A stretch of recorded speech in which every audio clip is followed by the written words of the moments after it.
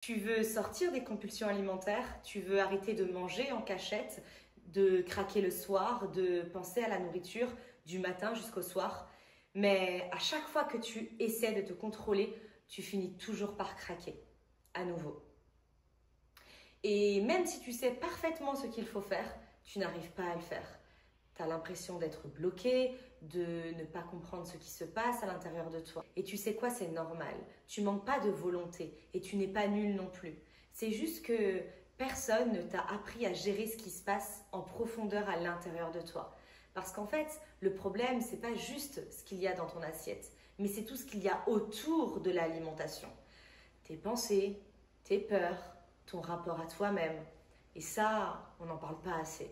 Mais le problème, c'est que si tu continues comme ça, tu vas rester dans ce schéma où finalement tu alternes contrôle, craquage et tu vas de plus en plus perdre confiance en toi. Tu vas te déconnecter encore plus de ton corps et tu vas t'installer dans une spirale de culpabilité et de contrôle permanent, encore plus que ça ne l'est aujourd'hui. Et en fait, à force de te battre contre toi-même, tu finis par t'épuiser, tu t'oublies et tu passes à côté de ta vie. Et le pire, c'est que cette lutte permanente contre la nourriture peut t'entraîner encore plus que ça, parce qu'elle aggrave aussi ton estime de toi, elle te met dans un sentiment d'échec, un isolement émotionnel, une perte de sens, et parfois même des symptômes dépressifs. Donc non, c'est pas juste de la gourmandise, c'est une vraie souffrance. Donc dans cette vidéo, je vais t'expliquer comment casser ce cercle vicieux, comment finalement on sort de ce schéma sans passer par le contrôle, les régimes ou la culpabilité. Et je vais te partager 6 étapes que je travaille avec mes coachés pour poser les bases solides d'un rapport sain et apaisé avec la nourriture. Et crois-moi que ces étapes, elles peuvent vraiment changer les choses. Donc reste bien jusqu'à la fin de la vidéo. La première chose à faire, avant même d'aller voir tes émotions ou te demander pourquoi tu compenses, c'est déjà de t'assurer que tu manges suffisamment.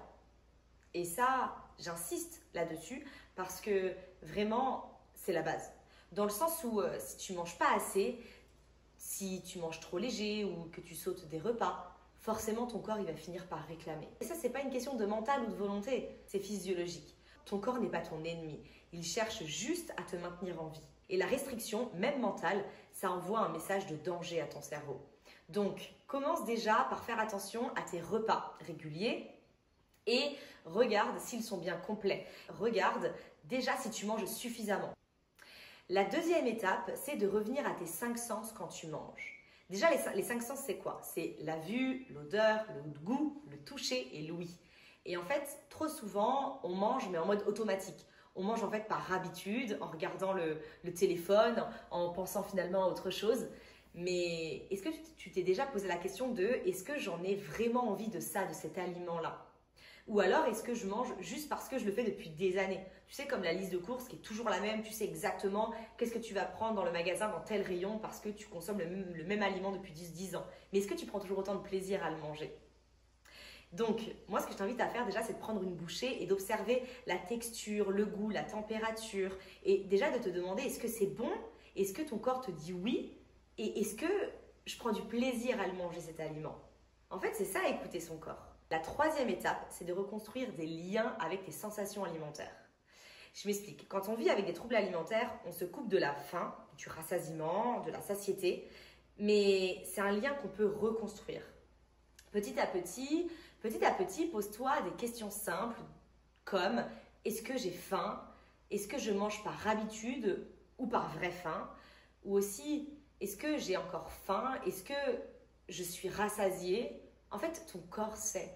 Il sait exactement ce dont tu as besoin, alors fais-lui confiance. Mais il a besoin de confiance et de régularité pour s'exprimer à nouveau. La quatrième étape, c'est de mettre à distance les règles trop strictes. Pas de féculents le soir, pas de grignotage, pas plus de 1500 calories. Ces règles, à force de les maintenir, elles créent juste une pression énorme. Et quand tu les casses, en fait, quand tu ne les respectes pas, tu passes directement en mode foutu pour foutu. Alors tu compenses. Donc l'idée, c'est pas de manger n'importe quoi, n'importe comment, mais c'est de sortir de cette rigidité envers toi-même. Et pour ça, tu peux déjà te demander, quelle est la règle que j'applique sans même m'en rendre compte? Est-ce qu'elle me sécurise ou est-ce qu'elle me contrôle? La 5e étape, apprends à accueillir et à réguler tes émotions autrement que par la nourriture. Parce qu'on va pas se mentir, mais les compulsions, c'est pas une question de faim, c'est juste un trop-plein émotionnel. Tu as besoin de réconfort, de calme, ou juste peut-être de relâcher la pression.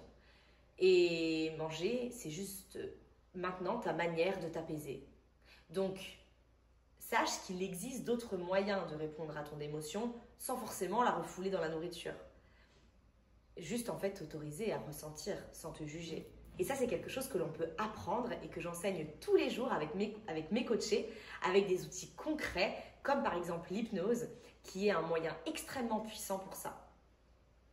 La 6e étape, c'est de respecter ton corps. Respecte ton corps, même si tu ne l'aimes pas encore. Le but aujourd'hui, ce n'est pas de l'aimer, mais au moins de le respecter. Tu peux décider d'arrêter de te punir. Tu peux reconnaître ce que ton corps fait pour toi. Et tu peux lui parler avec plus de douceur, plus de bienveillance. Parce que là, le but, c'est pas de te regarder devant le miroir et de t'aimer et de te trouver magnifique, etc. Mais juste d'arrêter de le juger. Ce n'est pas ton ennemi, c'est un allié.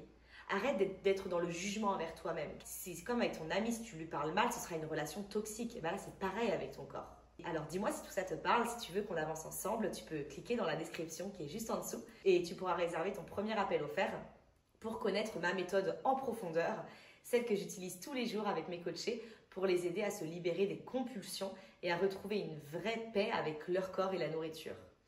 Et surtout, n'oublie pas, tu mérites cette paix. Tu mérites de manger sainement et tu mérites de vivre pleinement. Alors, je te remercie d'avoir regardé la vidéo jusqu'à la fin et je te dis à très vite pour une prochaine vidéo.